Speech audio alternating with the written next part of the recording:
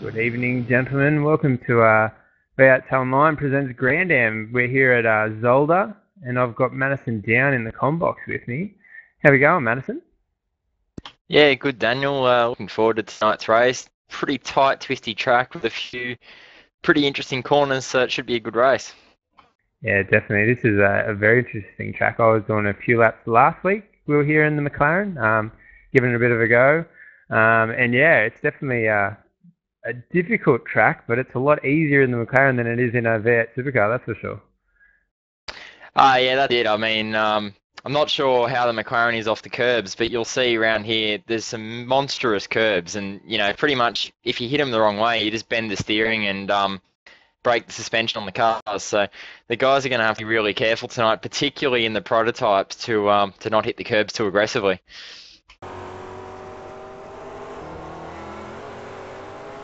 So who have we got in the grid? Robert Hartley on pole position for the prototypes on a 125.328, and Chris E. Pence second on a 128.1. So there's a pretty big difference there between first and second.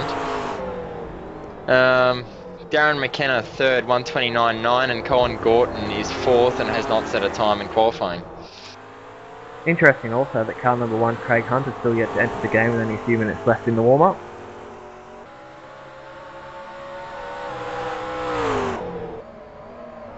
Looking at the McLaren field in qualifying, I think the McLaren field's going to be a lot tighter in terms of lap times anyway throughout the race. Like Jonathan Salhini on pole position, 29.4. David Hingston on second, 29.8, and then there's a slight gap back to Paul Rogers. But I think the McLaren race is going to be a lot closer if you look at lap times as a guide.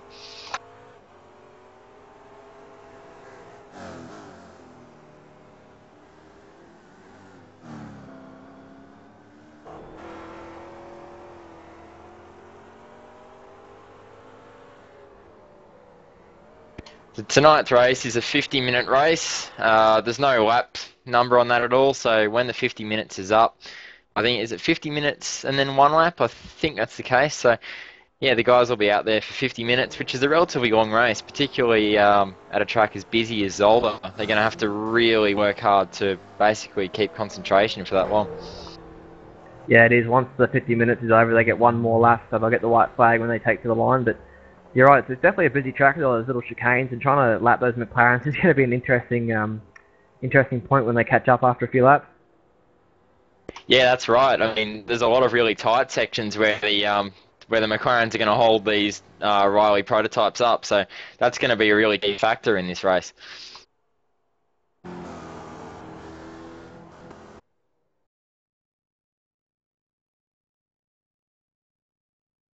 Warm-up is just finished, so the drivers will have 1 minute to get to the grid, and they'll line up behind the iRacing Mustang safety car for their rolling start, which is a little bit different to what we're used to from the V8 Supercar series. But yeah, I mean, I suppose it'll avoid lap 1, turn 1 carnage, and now I've said it, there'll probably be crash lap 1, knowing us.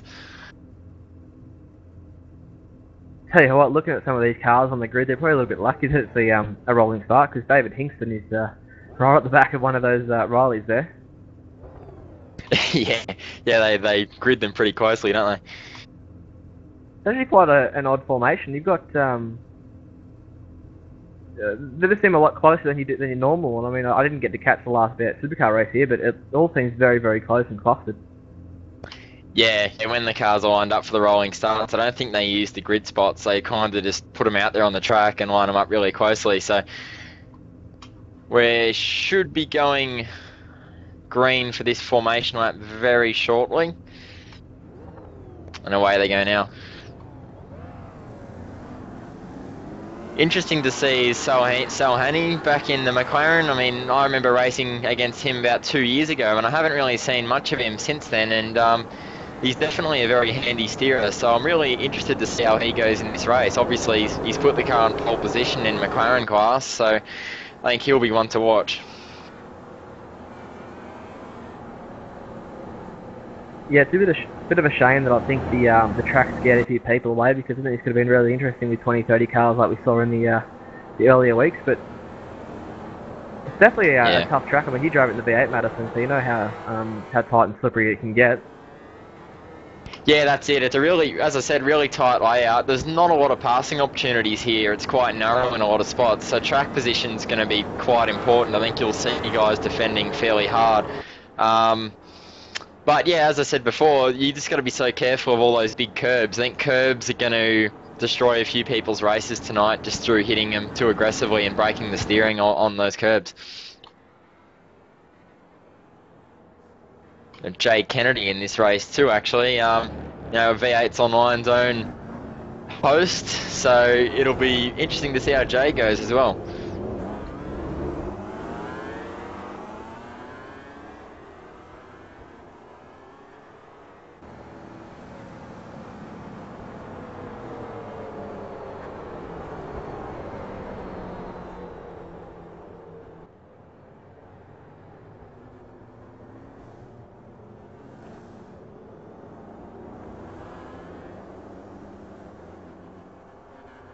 So coming round the end of this formation lap, hopefully we get a clean start. Robert Hartley pole.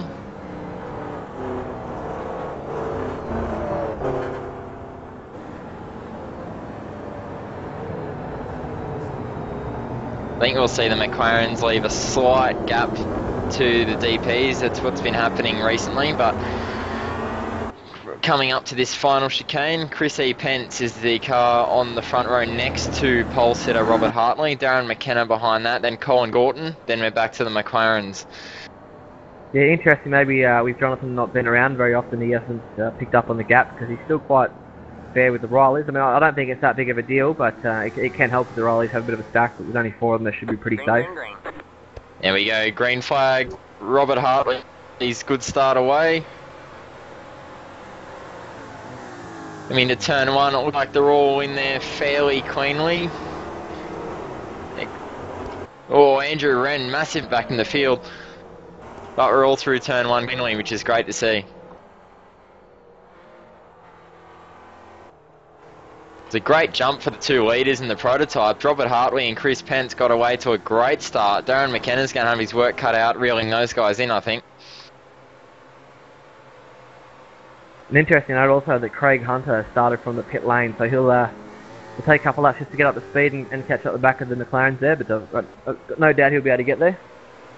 Yeah, Craig Hunter's a very good steerer. He's very quick in GT cars, so I think he'll be able to reel in the rest of these McLarens very quickly.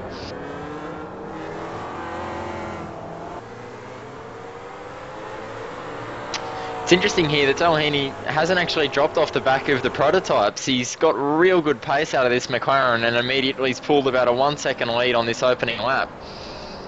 Yeah, it can get quite interesting. I mean, I did a couple of races in the McLaren back at Silverstone, and I had a couple of the Rileys that are actually slower than me, and they're actually tripping up the McLaren field for the opening lap, and we were all trying to get past them. But iRacing grids the Rileys first, obviously being the faster car, but that those guys that might be new to the car, be off the pace. Some of the faster McLaren guys can actually be quicker than them, so hopefully Jonathan doesn't get too caught up with any of them.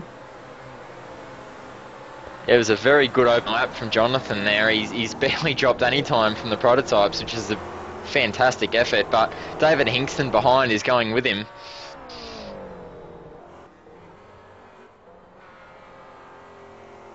Paul Rogers as well in 3rd McLaren class. He's also a very good steerer. I mean, I've raced against him plenty in the past, and he's very, very quick, and he does a lot of go-kart racing, I believe, in Rotaxes, so he's got plenty of racing experience.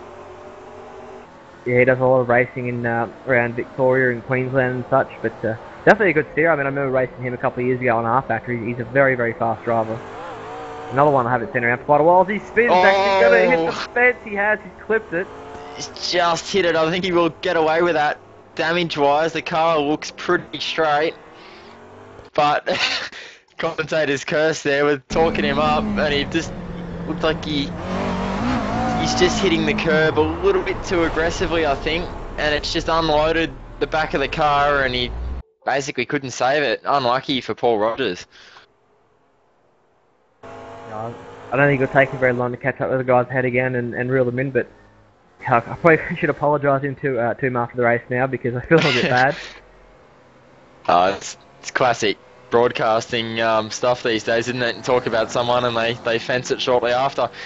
Interestingly, he's actually going to have Craig Hunter soon. Rob Hartley's opening a very big lead at the front. He's a few seconds up quicker than Chris E. Pence in second. Driving brilliantly.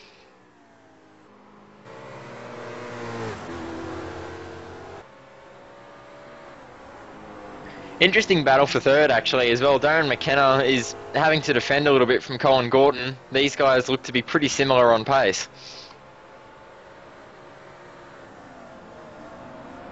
Yeah, these guys have a nice little battle at the moment on this tight little twisty track, and Jonathan's just sticking with it there, and David is not far behind. Yeah, good point. Jonathan actually still keeping up with these prototype class drivers, which is amazing from a GT3 spec car. He's clearly very pacey, but as I said earlier, David Hingston's pace isn't too bad, although he has dropped a few seconds back off Salhani, so we'll see if we can reel that in later in the race.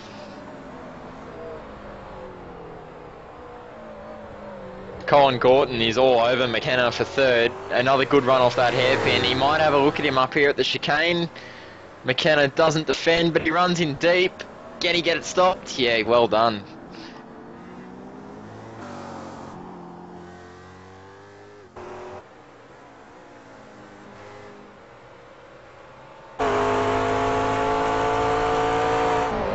Go on board now with the McLaren, Jonathan Salhani. Yeah, the McLaren's one of those cars where you can drive it pretty aggressively, but you still need to. Oh, McKenna's gone off in front of him. Oh, he's done a spin! Oh, wow, that was close.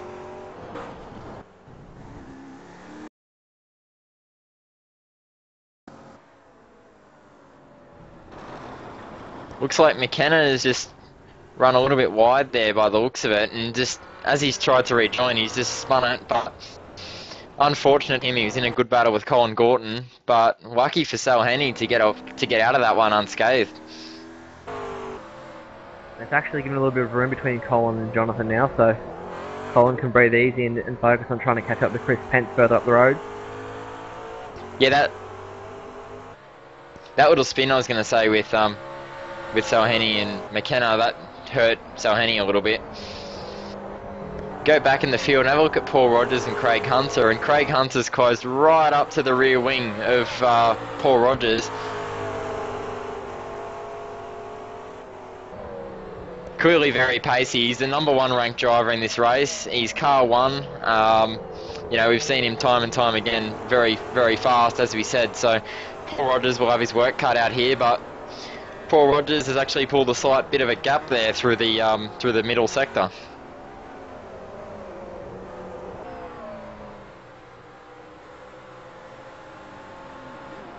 The XSG Motorsport drivers, James Scanlon and Jay Kennedy there, running a nice clean race. There's a little bit of gap between those guys. Oh, McKenna's gone round again at turn 1. Oh, wow, the rejoin then, right in front of Paul Rogers, the second time in this race. Paul Rogers has nearly been involved in a wreck with a surrounding car. Wow, that was very, very close. I just don't think McKenna maybe noticed them coming and rejoined, and wow, that was just so close. Craig Hunter lucky to get away with that one as well. That was a great save by both the McLaren drivers. Further up ahead for the lead of the McLaren, David Hingston's actually got the lead now after Salhani ran a bit wide in the first chicane.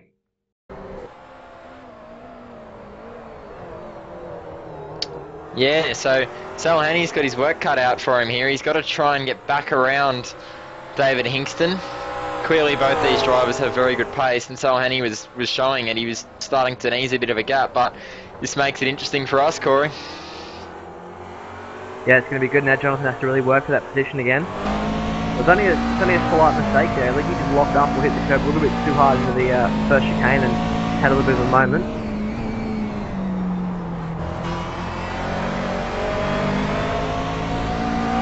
Two very different lines through turn 1 there, but he definitely looks like he's got a little bit of pace over David at the moment. David just looks like he's struggling to get the car turned in a few places. We're right under the rear wing of David Hingston at the moment. Can't do anything here though. He's got to really get a good run off here into this first chicane, and he might be able to have a look. Hingston doesn't look like he'll cover. Definitely a very tricky place to pass, and this chicane's probably not the most ideal place, but definitely right up the back of him. He's just got to sit right behind him here and apply the pressure, and hopefully Hingston will have a mistake for him, but you know, Hingston's a pretty good steerer, so I don't think it's going to be as easy as it sounds. He needs to be close coming off that right-hander into this hairpin. This hairpin's probably the best place to pass on the circuit, and Hingston will know that, so he'll be really trying to get a great exit into that braking zone. Yeah, looks like he's got a very good run off that other hairpin there too, so he's going to be right for at least another lap now.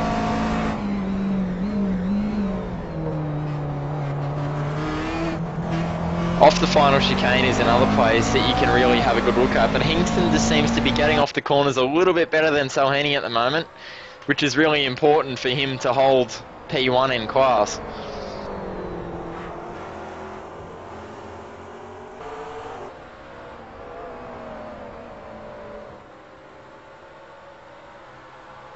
Further back, looks like Jay Kennedy now has got Paul Rogers all over the back, and Rogers sees a little spin there.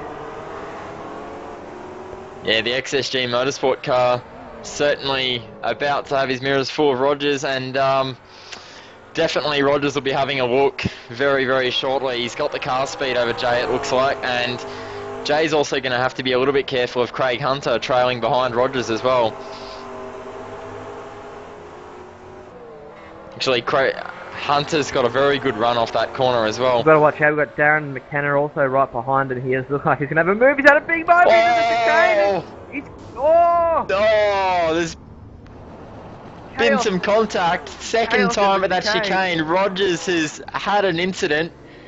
I actually think that was Craig Hunter there having a look up the inside of Rogers, and then just tapped him around, and McKenna's just come through and just T-boned the two of them.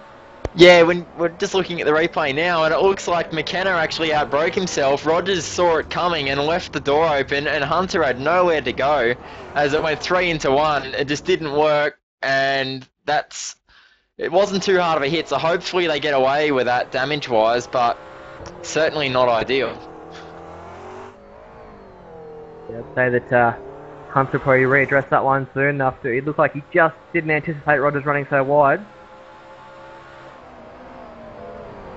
Head back up the field. Andrew Wren and James Scanlon having a little bit of a fight there for, is it 6th and 7th? No, it's, what is it? 3rd and 4th in class. Yeah, they're having a good battle up there. James starting off the back of the grid. Just looking further back, doesn't it feel like Craig Hunter's readdressed that position to Paul Rogers as yet, but see if Rogers can catch back up. I think with that one, they were too worried about watching Darren McKenna coming behind in the Riley and trying to avoid him, and they both ended up at the same part of the track, so I'm not sure we'll see a readdress for that one, but this is one of those, I think, bit of a racing incident, multi-class racing for you.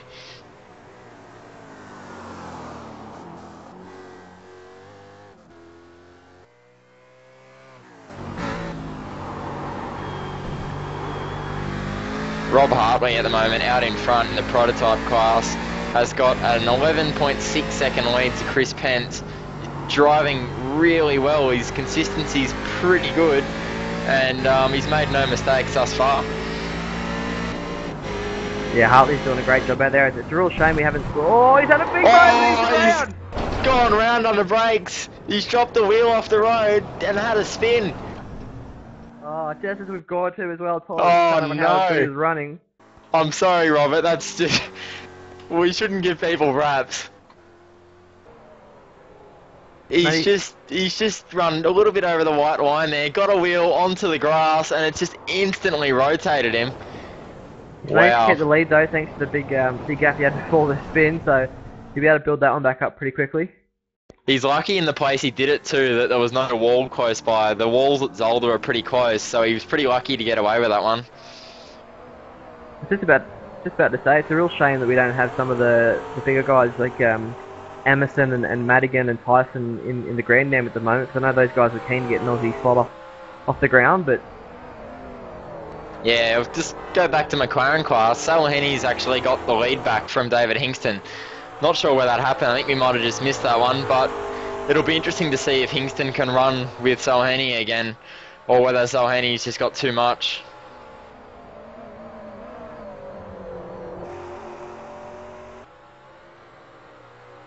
James Scanlon looking up the inside into the hairpin. Will he make a move? No. Oh, actually, Andrew Wren's run wide though. He's got a wheel on the grass on exit. James Scanlon's has got the the run. He's run. got the position. Oh, he's sideways. Very close. Good save. Wow. I know we've seen a few guys in the past actually, even in Race of Champions. It's not as easy as it looks to run too wide off that hairpin with that little kink in it. It's very easy to do what James did and drop a wheel off the track, but he did very, very well to keep that out of the fence then. Great save.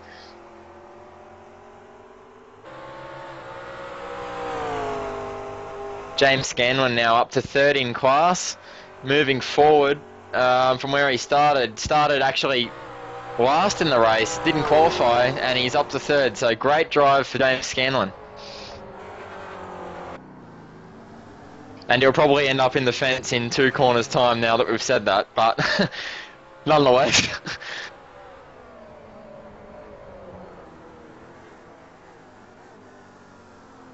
Chris E. Pence running second in prototype class.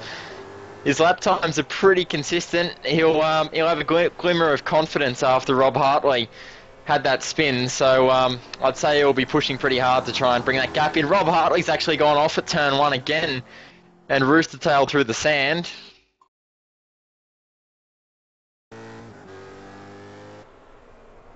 Just looking at it there, he's known he's broke a little bit too late, and he just turned it in early, couldn't quite get it stopped and just ran off the track, but pretty good job of keeping it out of trouble. Yeah, it's looking like he's still struggling to find the limits there. Obviously overstepping it every now and then. But he's got the margin that you can, no one ever really wants to do that, but he can afford to make a few mistakes and still hold on to that lead, thankfully. Yeah, as long as with these high downforce cars, they tend to be a little bit snap oversteery, and especially at high speed. So as long as he doesn't continuously drop wheels off, because you don't really want to do it in a place where there's no room for error, where the walls are nice and close. Luckily, he's done it in places with plenty of runoff so far.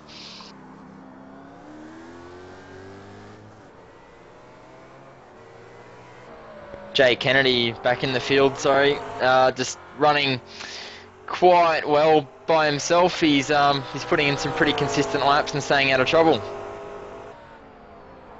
Just something we've actually missed back there. Paul Rogers had a big moment just coming out of the second chicane up the hill and actually slammed into the tyre wall after spinning a few times there.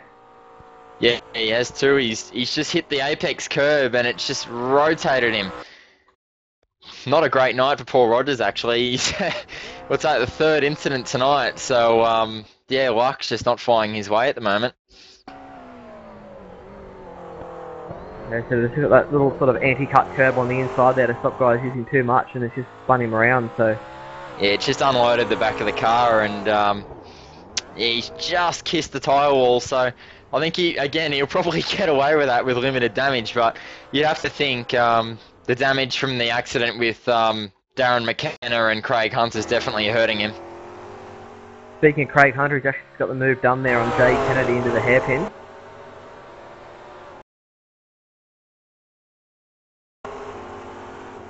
He just got a good run. Don't think Jay particularly fought the position too hard. He didn't defend at all. Kind of just let him go up the inside. Great move by Craig. Got it stopped. Nice exit off the corner. Well done. That brings him up to 5th in class.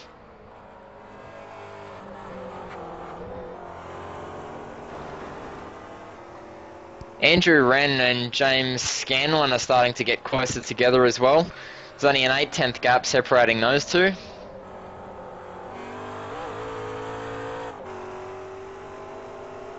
Andrew Wren slightly quicker on the last lap. He was a 10th quicker than James was, so the gap is beginning to close, and James will start to see Andrew Wren's car in the mirrors, I'd say.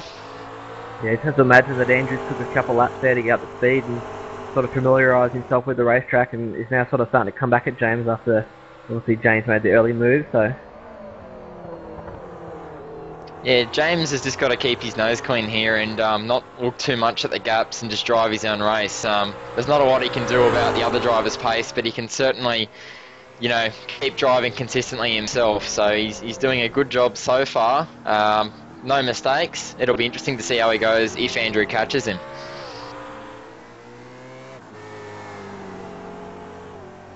Got Rob Hartley up the front of the field catching Paul Rogers in McLaren class, so that'll be a lapped car, and that's one of the beauties of multi-class racing. It looks like he's going to catch him in a nice open place, and he shouldn't get balked at all, which is nice for him.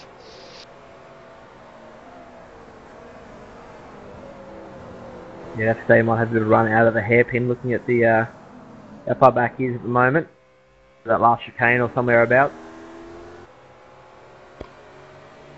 Rob Hartley's still doing a great job up front though. He's got the gap out there to 5.2 seconds over Chris Pence, so he's definitely got the pace. As long as he keeps driving it consistently and doesn't make any more mistakes, should be good to keep leading this one.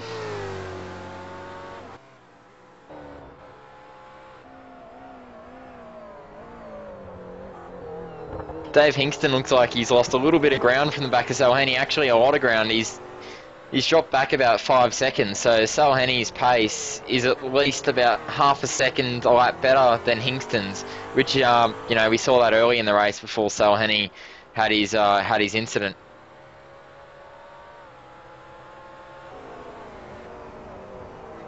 Just sort of spread out and hell looking through the field. No one's really in a battle. What I can see at the moment, Darren McKennan's back out on the racetrack now, so I think the only battle I can really see is Andrew Wren and James, but James has actually done a great job. He was 4/10 quicker on the last lap, so just as I was saying that Andrew Wren was reeling him in, Scanlon's actually responded to that and started to open the gap back up.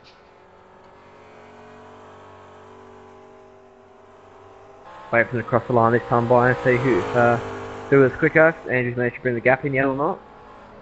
32.2 for Andrew and 31.8 for James, so he's continued to extend the gap there as he runs a little wide though into turn 1.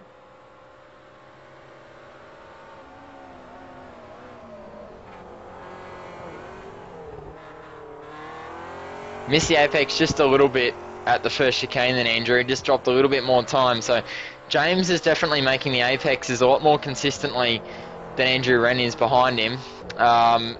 But just come to think of it, actually, it's very easy to use too much apex here. We saw Paul Rogers hit the curb on the inside of the track, and it just rotated him straight into the fence. So he does have to be a little bit careful of avoiding the curbs, as I said. Yeah, a lot of corners here, a lot of these curbs here do have those, I guess you call them anti-cut curbs or sleeping policemen or whatever your term for them is. But a lot of the corners here do have them, and if you hit them, they will rotate you. It doesn't matter what you're in, and they can actually do a bit of damage to your suspension and steering too if you hit them hard enough.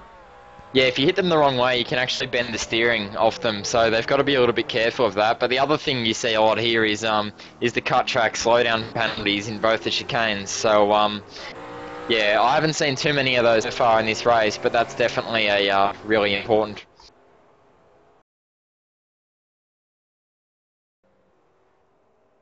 Chris Pence seems to have disappeared off our radar. He's come off, what is it, turn 4 and hit the wall. It looks like that's a weird place to do it, actually. So that was a very weird way to do it as well.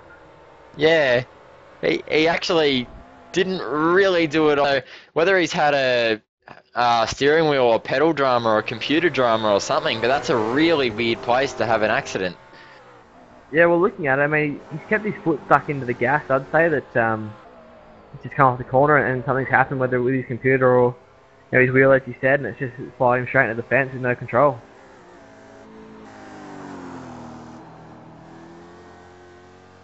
Colin Gorton now up to second place as of Chris Pence's retirement. So the lead Rob Hartley now has is 30.7 seconds. So he'd be feeling pretty comfortable in the DP that he's driving. Although he slightly just hit the curb a little bit too aggressively then. He's got to avoid that. Yeah, he's coming up on Jay Kennedy up ahead now, so he'll be playing a little bit more McLaren traffic, which will make it a little bit more fun for him, hopefully, with a 30-second margin and half an hour to go. Next car Rob Hartley's got to encounter is Craig Hunter in the McLaren. So, thus far we haven't had any dramas with lapped cars for Rob Hartley.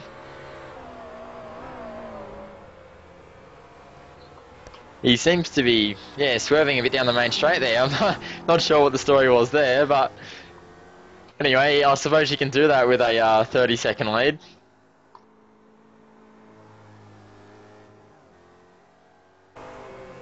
Look back in the field, Jonathan Salhini now out to a 7-second gap over David Hingston, consistently lapping quicker than Hingston. Last time around he was 1 second quicker. So certainly driving very well, making no mistakes, doing what he needs to do.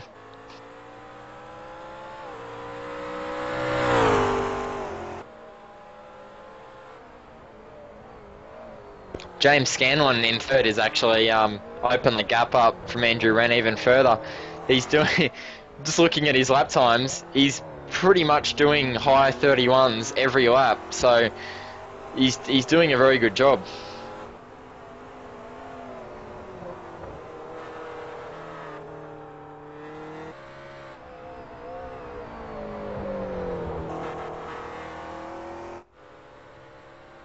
Rob Hartley just managed to get Craig Hunter with no dramas at all, so puts another car a lap down. A little bit sideways off the last corner, but doing it easy out in front at the moment.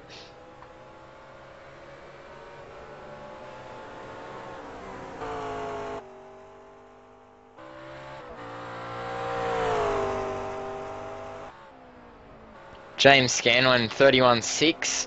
He was about 2/10 quicker than David Hingston, who's the next car ahead of him. Although, even with 25 odd minutes to go in this race, he's going to have to reel David Hingston in a little bit quicker than that if he wants to fight for second. Good pace nonetheless, though. He's having a good run at the moment with limited practice, so Chris Pence still in the pit lane, obviously getting some repairs. I just saw him there.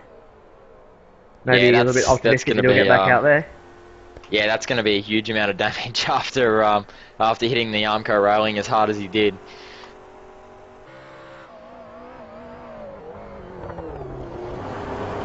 Jay Kennedy there, he's outbroken himself into the second chicane. It's very easy to brake just slightly too aggressively and unload the ABS on the car, and once you do that, once the ABS kicks in, it's very, very difficult to stop, and I'd say that's what's happened to Jay there.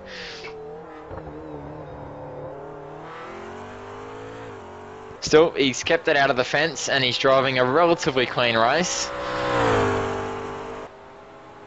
He's probably a little bit further back than he probably would have liked at the moment, though. Yeah, Rob Hartley just lapping Andrew Wren at turn 2.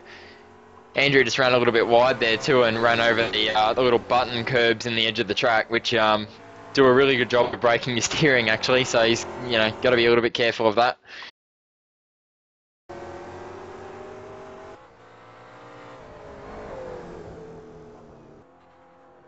They almost, it was almost one of those supermarket shopping alley moments where they both kind of left each other space and then no one really proceeded on with it, and as a result Andrew Wren ended up high and wide and on the curbs where he wouldn't have wanted to be. So, but still they kept it clean, there was no accident.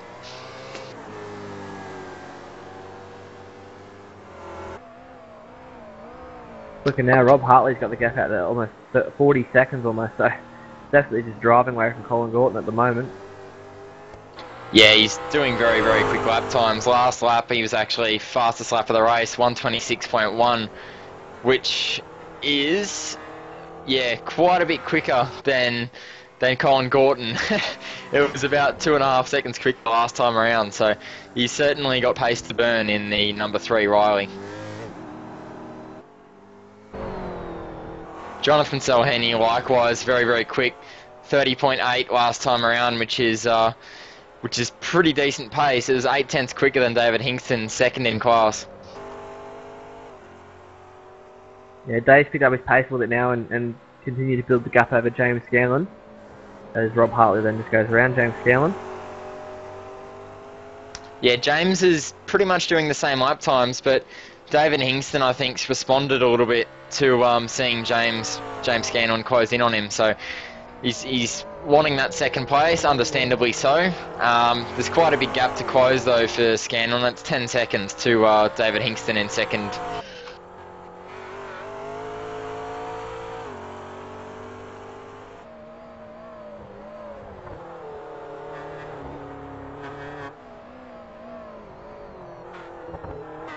Craig Hunter was about a second and a half quicker than Andrew Wren last time round. So might see a little bit of a battle there in the coming laps. Obviously Craig Hunter's been involved in a few dramas this race, which has put him back down the field, not where he usually is. Normally Craig Hunter's up fighting for wins in GT cars, so he'll be a little bit disappointed, I think, but he's got to salvage a result here where he can.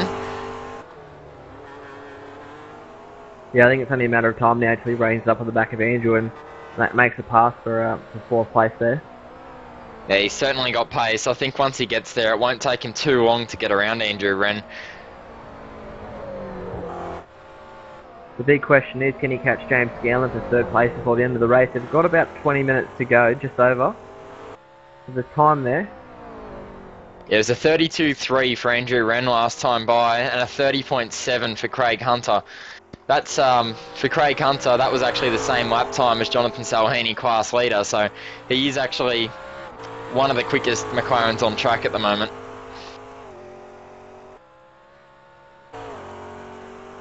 James Scanlon dropped a little bit more ground to David Hingston last time by. 33.2 for James, which is about a second off where he's been in previous laps. Yeah, I was about to say, he's dropped a second off Andrew as well now, so he has to be careful that he doesn't, make that a habit and then get passed by Andrew and then also Craig, who's closing in rather fast. Robert Hartley's next car to lap is David Hingston. He should be able to get it done. Oh, he's actually had a little half spin at the final chicane. Good save. I thought he was going to go into that inside fence then. That was very close. He's got to stop scaring us, Corey. Yeah, he's having a few of those moments out there, and it's interesting to see he's still got a 41-second lead. So, I mean, he's been off the track, he's had a spin, he's done all kinds of things, he's still out there leading. As you made mention of earlier in the broadcast, he's got a massive lead. The lead's actually out to 41.5 seconds now. So, although these prototypes are very fragile, you don't want to get them in fences too often, So he's got to make sure he keeps his nose clean. Nice clean pass on Hingston there. Yeah, he's been extremely lucky that every time he's made a mistake, it's been in a place where there's no walls that he can really hit. So you really don't want to nudge a wall in one of these cars because it will end up with a meatball flag and then happen to come down the pit lane, and obviously that'll hand the win over to Colin Gorton. So maybe it's just best to just relax a little bit. I mean, he's got the margin there, even if Colin was to catch him at 3 seconds a lap, or he still wouldn't get there before the end of the race.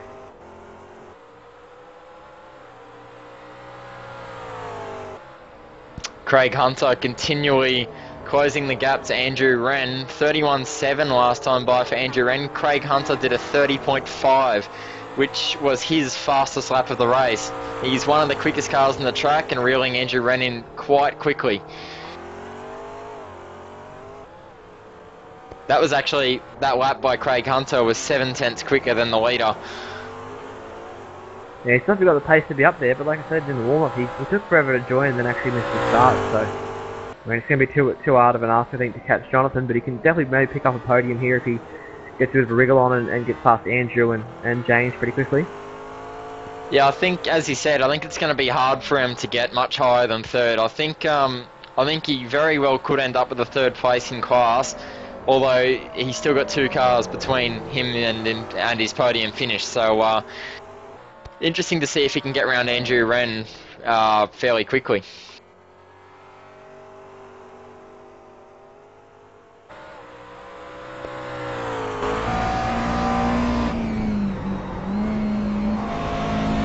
jump on board with Craig Hunter. You'll notice with this car, you've got to be relatively smooth with all your inputs, so I'm not sure how Craig drives it, but I'm assuming to get that kind of pace, he'd be relatively smooth. A little bit of a moment on entry into the first chicane though, nicely recovered. Down into here, you got to make sure you brake it straight, make sure you get equal load on the front tyres. Even though this car does have ABS, it will trigger if it feels like it's going to lock up, and then you'll run wide and you'll do what Jay Kennedy did earlier in the race and run through the sand. It's quite a nice car for braking. I mean, all these hard braking spots in this car are just an absolute dream to do compared to something like the V8 Supercar, so I really wish I was out there at the moment because it's a very fun car to drive. And he's making it look very easy at the moment. Yeah, I find that this car actually has a lot of turn-in oversteer, so when you first turn into a corner, the back immediately wants to start rotating, and Craig Hunter's making it look very easy from the cockpit, but in reality it's not as easy as it looks. It closed into Andrew Wren a little bit more that lap, 0.4 of a second reduced. Bit of a slide on the exit of 1 for him there. Starting to push on pretty hard. He's got to make sure though he doesn't use too much tyre. Yeah, that's not really a big deal in these cars though. I mean, typical endurance racing, the guys will even do 2 or 3 stints in prototypes and GT cars, so 50 minutes is nothing really, so you can really go out there and just punish the tyres, and as long as you're not out there locking brakes and absolutely tearing through them, you can still punish them pretty hard. Go back in the McLaren field to Jay Kennedy and Paul Rogers. Jay Kennedy starting to come under a little bit of pressure here from Paul Rogers. Paul will be looking to get a good run off the fast right-hander coming up and maybe have a look into the first of the chicanes.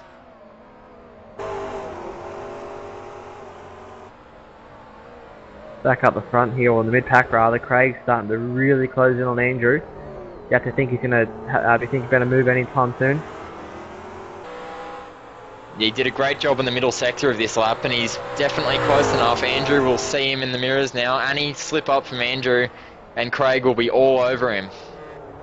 And they've ruled in James quite a bit that last lap. James was a 33. So 30 does this time by it's a 32.4. It's a little bit faster, but these boys behind him are really starting to catch up to him.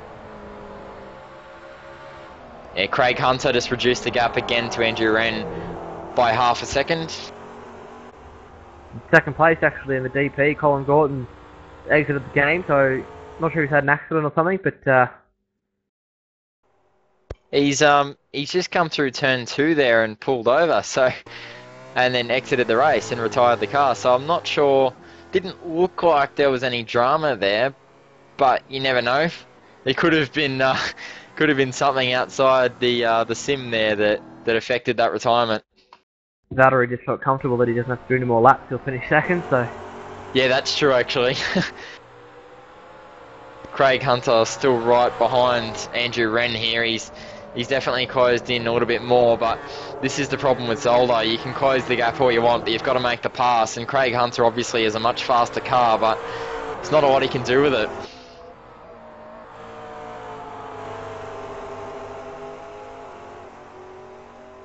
Paul Rogers still behind Jay Kennedy as well. Hasn't been able to get the move done as of yet. He'll be looking for Jay to make a slight mistake. Very close at the first chicane. Got a very good run, but again, he's going to really struggle to capitalise on that. Yeah, there's no real passing opportunity all through here, the tight chicanes and that, but he needs to get a good run out of here and then maybe try and line up through the into the hairpin. Yeah, it looks like he's a little bit far back at the moment. He's just understeering a little bit wide. These cars do have a little bit of draft effect when you're following the leading cars. They do have fairly big aero kits, so when you follow, like for Paul Rogers at the moment following Jay Kennedy, he'll have a little bit of understeer in that car, particularly in the high-speed corners. Just a bit further up ahead, Craig Hunter's still struggling to find a way past Andrew. Chris E. Pence leaving the lane too, so he's still got a very damaged car, obviously several laps down, but he's obviously pleased the scrutiny is enough and he's back out there on track. Craig Hunter looked like he maybe overshot that first chicane just a little bit then and had a bit of an aggressive moment on the curb.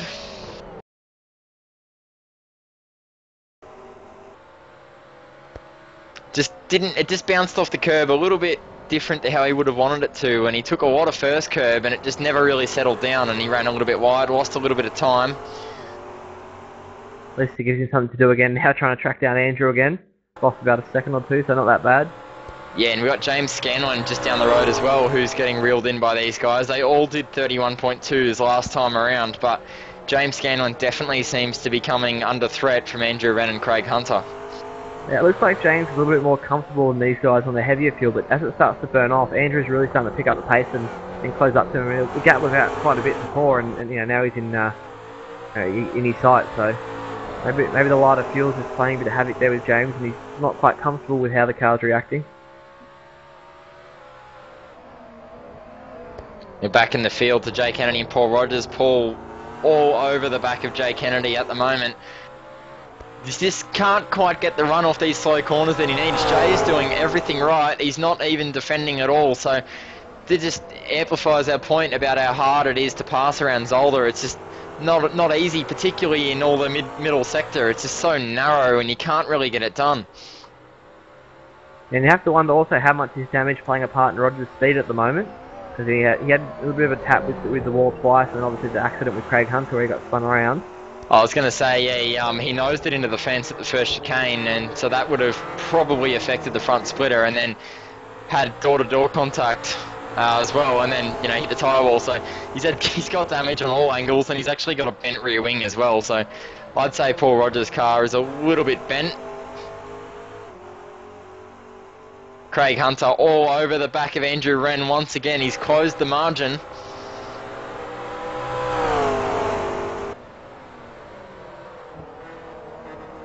The big question is, where does he go for it?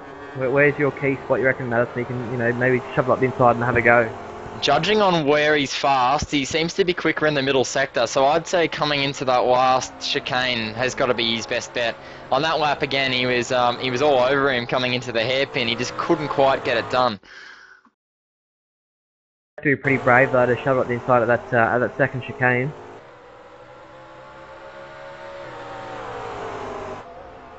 Yeah, Paul Rogers has just actually gone through the second chicane a little bit more aggressively than what the officials have allowed, and he's copped a slowdown penalty for that, so he's dropped well off the back of Jay Kennedy now. So with about 10 minutes to go left in this race, he's got a lot of work to do.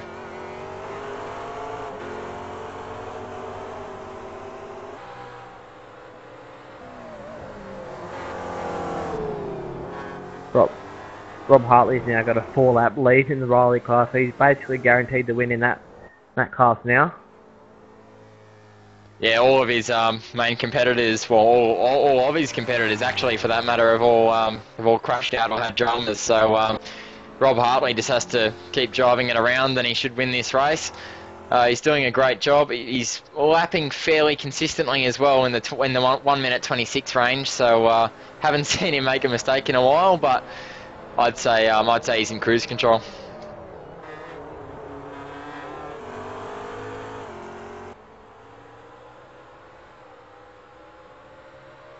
Got Andrew Wren continuing to close the margin to James Scanlon at the moment. He's going to be there in a matter of laps. 6/10 last time round was a 32 fight for James Scanlon. Andrew Wren 31.4, Craig Hunter 31.3. Battle with Andrew Wren and Craig Hunter is still well and truly alight.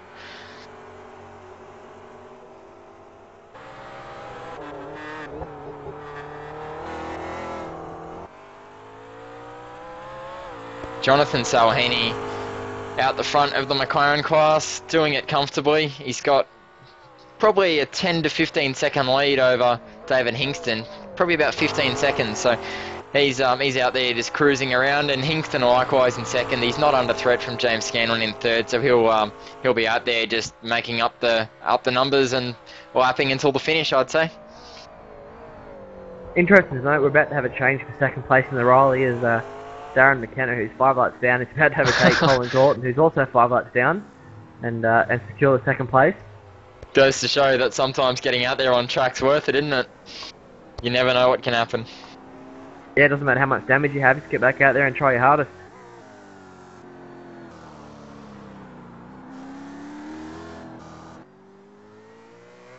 Yeah, Chris E. Pence as well in the Riley is 4th in class and struggling badly with damage. He's got, huge front and rear damage, so... Craig Hunter very, very close to Andrew Wren at the moment, but again, he just can't quite get close enough, but Andrew Wren chucks it into turn 1. Very quick lap time last time by for Craig Hunter. He did a 31.0.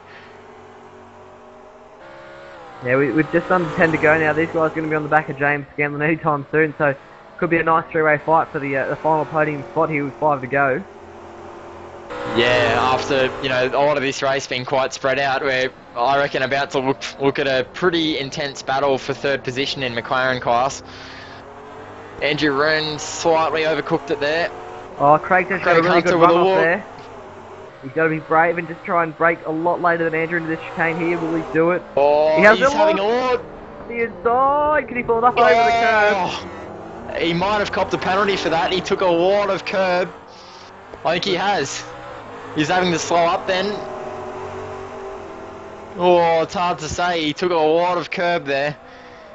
I can't really tell. It doesn't look like he's slowing down enough there to clear a slowdown, so he might be in the all clear for that one. Yeah, I'm not sure. Although Andrew Wren's looking back at him here, he's all over him. So this helped James Scanlon now, who's opened the gap a little bit more thanks to that little move. That's deep for Craig. He's going to do well to save Oh, that. he's He's looped gone it. around. All that hard work of catching and then passing Andrew He's- Wren, and he's looped it. He's thrown it away. Wow, it was a great move. Very, very committed, but as he tried to pull away, I think he might have been caught looking at the mirror. He just broke very, very late, and you could see the rears pinching. The ABS was kicking in, but the rears were still just slightly locking, and he's just rotated it. I think we'll put that on you, mate, for hyping up a three-way battle there at the end. Yeah, sorry guys. Unfortunately, that hasn't worked out the way we wanted, but Andrew Wren still may catch James Scanlon.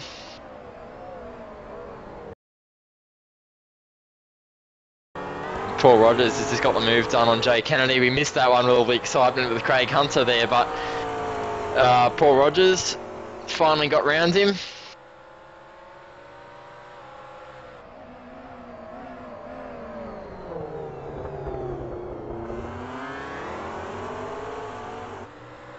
Yeah, it's a good move for Paul Rogers there. He's up. What is he up to now? He's That'll be 6th. Yeah, 6th in class. Yeah. Jonathan Salhini out front, 1 minute 30.5, fastest McLaren on the track at the moment, doing it very easily.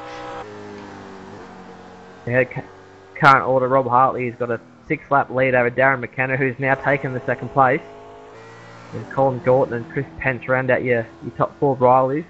So Harney's doing a great job at the moment out there leading the McLaren from Hingston and Scanlon, who actually, I think, got thrown a lifeline there when Craig made the move and then spun it because he's opened that gap up again now. So I don't know if there's going to be enough time for Andrew to close it in or not. It depends. James Scanlon was actually quicker than Andrew Wren last time around by 0.4 of a second. So we're talking about Andrew possibly closing in, but James has responded to that and actually picked up the pace a bit and starting to lap a little bit quicker. Yeah, only a couple minutes to go now, about 3.5, 4 minutes to go. So in the final laps now, I think Robert could even pull a car in the pit lane and still win this race. Yeah, I'd say the win for both the classes is pretty much done and dusted. But I'm interested in this, 3rd place for the McLarens to see if Andrew can close it in or not. It's going to be a big ask there. The gap's sort of gotten back out to what it was before James started to slow up. I have a little bit of a moment, so... Yeah, it would need to be a mistake from Scanlon, you would assume.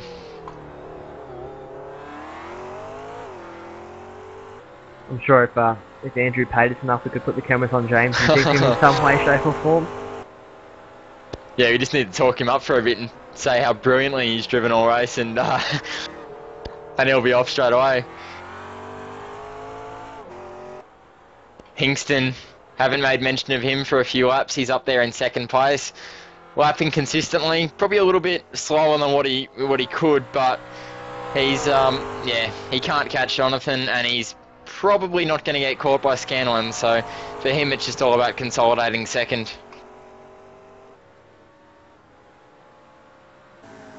So if I've calculated this right, there should be about 3 more laps to go in this race, so doesn't look like anyone's really close enough to challenge for position at the moment, unless there's a mistake from somebody.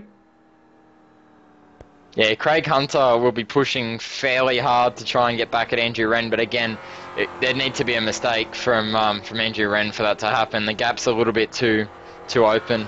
I mean, then again, if Andrew's going to push to try and catch James, it doesn't take much. You know, a slowdown or something could really hurt his hurt him enough that you know, Craig will be right there. Yeah, that's true. It's certainly true. As we were saying earlier, yeah, I mean, these chicanes, we've already seen a few drivers get slowdowns through them just by cutting them a little bit too much, so it's very easy to do.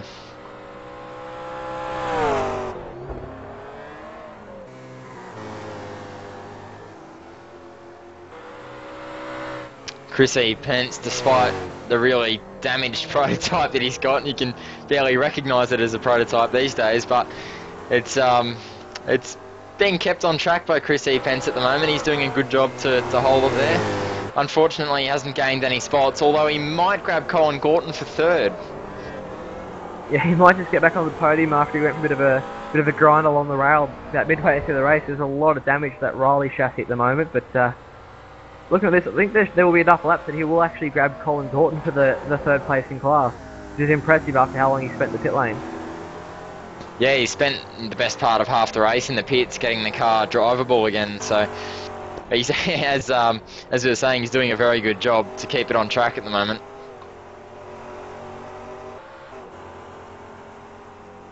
Andrew 32.9, yeah, for James, sorry, go on, Corey. I was just going to say, Andrew Wren's continuing to close the gap to James Scanlon, but I'm not sure if it's going to be enough. I mean, he's in his sights again, but it might just be a little bit too late.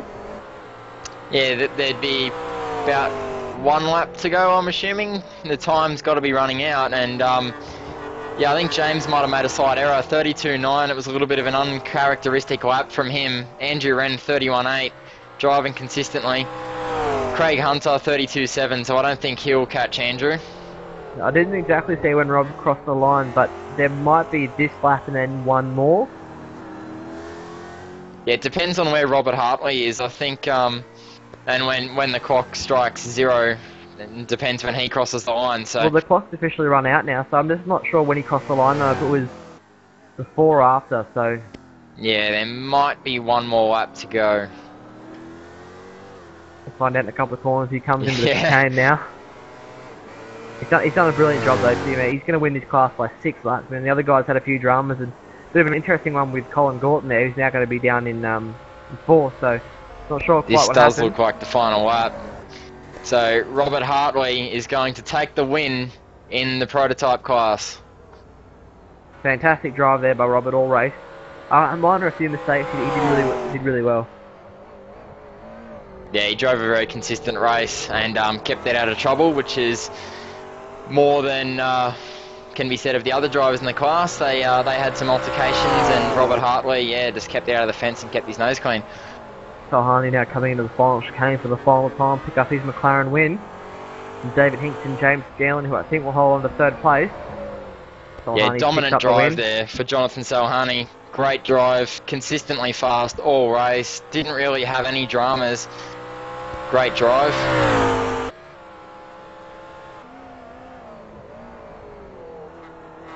And Hingston here rounding the final chicane. Similarly great drive for Hingston. He's done a great job all race, driven consistently. Picks up a solid 2nd place. Tell you what, just further back, Andrew continued to really enjoy. Look how close he's gotten back to the back of the Extreme Sim Gear McLaren there, but it's not something he could have had him.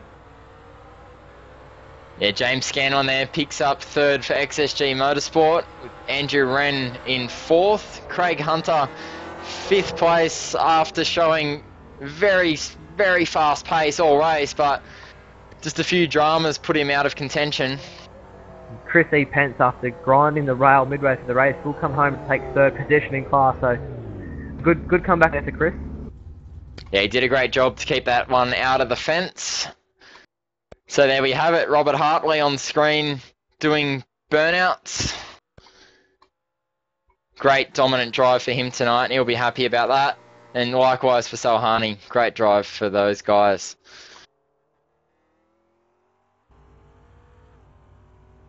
So when I look at the results, Robert Hartley took the win by 6 laps over Darren McKenna. Jonathan Salhani won the McLaren class, David Hingston second, James Scanlon third, Andrew Wren fourth, Craig Hunter fifth, Paul Rogers sixth, Jay Kennedy seventh. Then back to the prototype class, Darren McKenna 6 laps down after some issues. Same deal for Chris E. Pence and Colin Gorton.